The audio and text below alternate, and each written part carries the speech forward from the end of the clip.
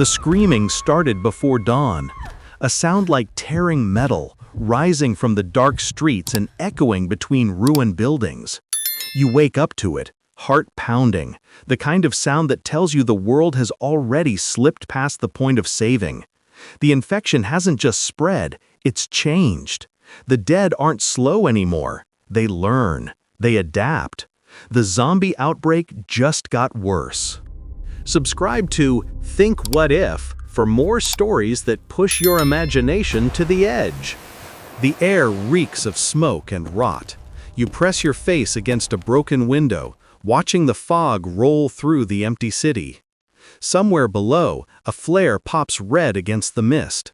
Someone's still alive, or something wants you to think so.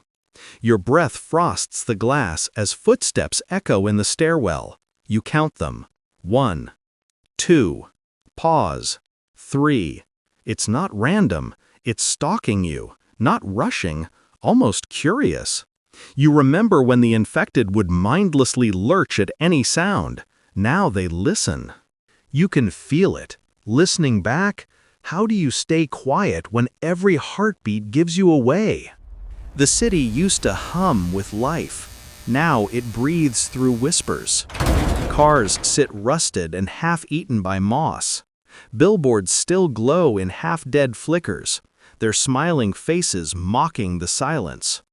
You move through the alleys, each step sinking into wet paper and ash. Somewhere, a door slams. The scream returns, but now it shapes into syllables, words. At least something trying to be words. You freeze. The voice sounds like your friend Leah, the one you lost 2 weeks ago when the bridge collapsed. But you saw her fall, didn't you? You follow the sound despite every rule you set to survive. The voice gets clearer. "Help me," it says, soft and trembling. It's coming from inside a bookstore, windows shattered, pages scattered like snow. You push inside, flashlight cutting a narrow path through dust. The smell hits, the first blood that's been sitting too long, copper thick in the air. Then you see her, or what's left. Leah's face, pale, streaked with veins that pulse faintly blue. She looks up at you and smiles. "You came back!" Fear stabs straight through you, but something holds you there. Her eyes. They look alive, too alive. She speaks in fragments, saying things only Leah would know. Childhood secrets, jokes from the shelter. You edge closer and then notice it. A small transmitter buried in her throat, blinking green. A recording device. Someone or something is testing human imitation. The infected aren't just mutating randomly, they're being engineered.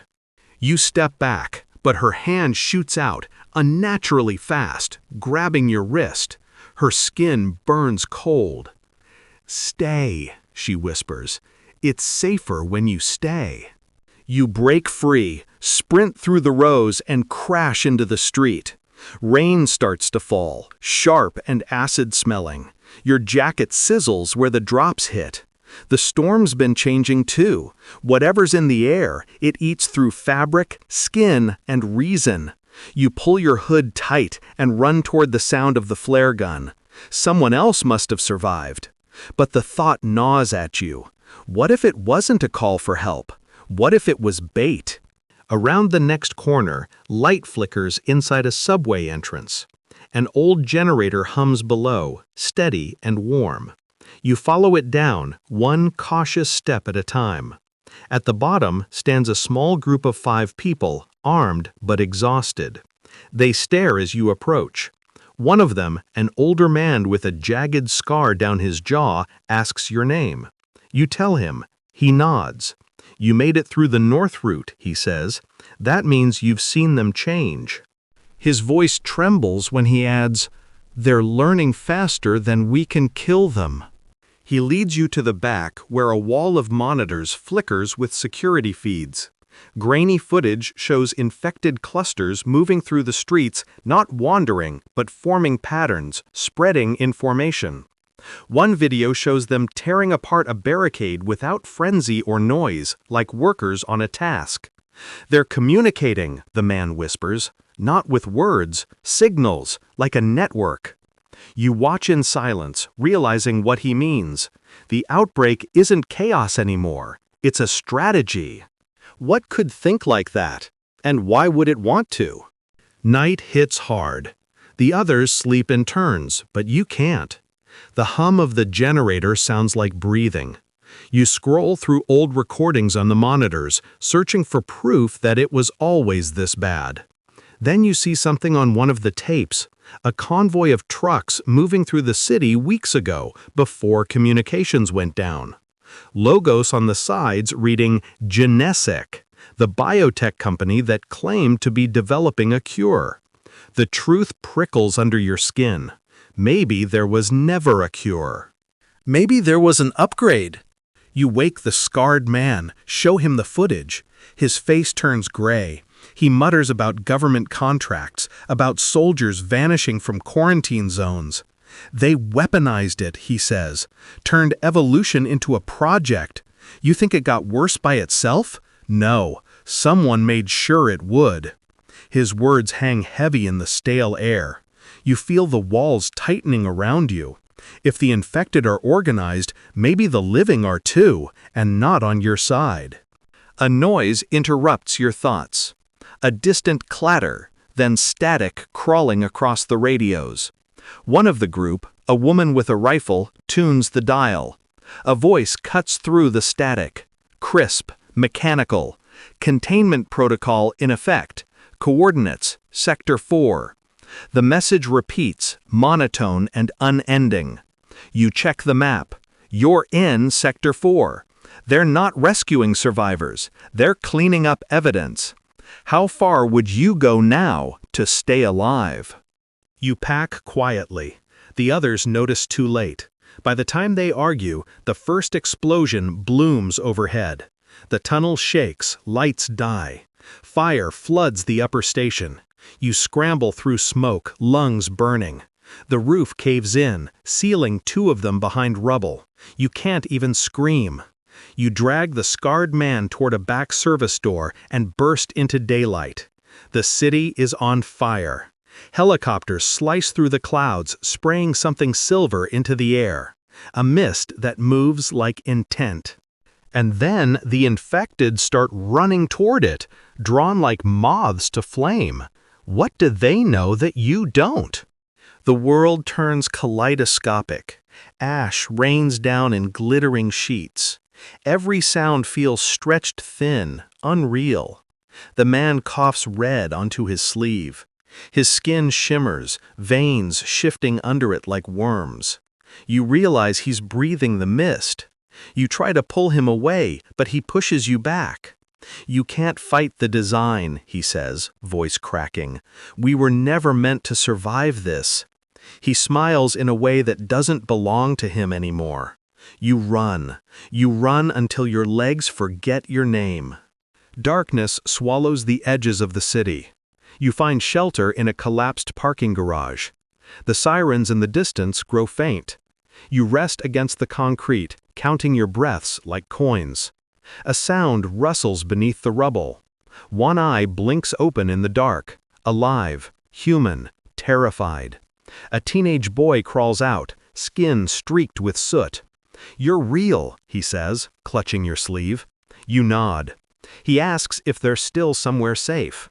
You want to lie, but something stops you. The truth has lost its shape. By morning, the boy shows you a map scrawled in marker, an island off the coast. He says broadcast signals still come from there every night. A survivor enclave.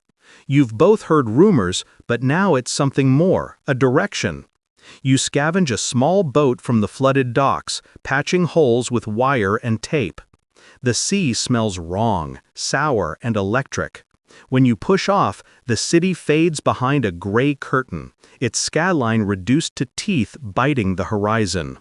Every wave feels heavier than the last. Halfway across, the radio flares to life again. Not the mechanical voice this time, but something softer, familiar. Leah's voice. She hums the same tune she used to sing at campfires. "Come home," she whispers between notes. "We made it better here." The boy looks confused and asks who that is. You stay silent. The island glows faintly ahead, a beacon or a trick. The voice repeats the same words. "We made it better." You cut the radio cord and let it fall. The sound doesn't stop. It's coming from the shore itself, echoing across the waves. You land at dusk. The island smells of salt and decay. Buildings still stand, clean and orderly, untouched by ruin. Lights burn in windows, steady and warm. People move inside, healthy, calm. Too calm. You knock on a door. It opens before you touch it. A woman steps out smiling. Her eyes shine with that faint blue pulse. "Welcome," she says. "You survived the old cycle." Behind her, every other face turns toward you in perfect unison. They all speak together. Now join the new one. The boy bolts, feet slapping the pier, but something moves faster. The air ripples as hundreds of them pour out, hands stretching with eerie grace. You freeze. There's no rage in them, no hunger, just purpose. They aren't monsters anymore, they're a species. And you have to ask, if humanity built this future, which side do you belong to now? The boy's scream cuts short. Silence follows. The ocean itself still goes. Later, you wake on the same beach, windless and pale. The boy is gone. The horizon flickers with faint blue light, like circuitry tracing across the water. In your veins, something hums. A slow vibration, almost gentle. You stagger to your feet, looking at your reflection in the tide. For a moment, you swear you see that pulse beneath your skin too. The infection wasn't spread to destroy the world, it was made to replace it. You whisper to the empty shore, "It's happening again." And somewhere deep in the island's heart, machinery answers with a sound like breathing. The cycle restarts, quiet and patient. The same phrase echoes inside your head, the one that began it all. It's happening again. Subscribe to Think What If for more worlds you should never forget.